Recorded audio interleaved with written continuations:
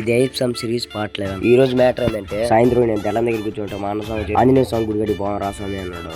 ఆంజనేయ స్వామి గుడి గడికి వచ్చామో లేదో మా స్వాములందరూ మీటింగ్ పెట్టున్నారు. మా స్వాములందరూ కొండగారికి బస్సు బుక్ చేస్తున్నారు, అందుకని మీటింగ్ పెట్టినారు. మా కొండ మీద లైట్ వేస్తుంటే లైట్ ఎందుకు చేస్తున్నారు అంటారు. ఆంజనేయ స్వామి గుడి గారు వచ్చాక నాకు స్వాములందరూ స్నానానికి పోతున్నారు.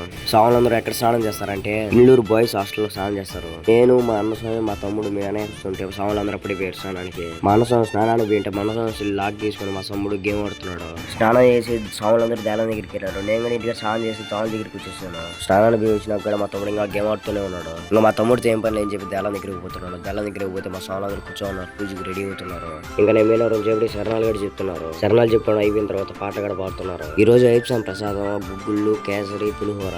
మా తమ్ముడు చూడండి ఎప్పుడు పూజ చెబుతుంది ఎప్పుడు పెడుతున్నావా అన్నాడు.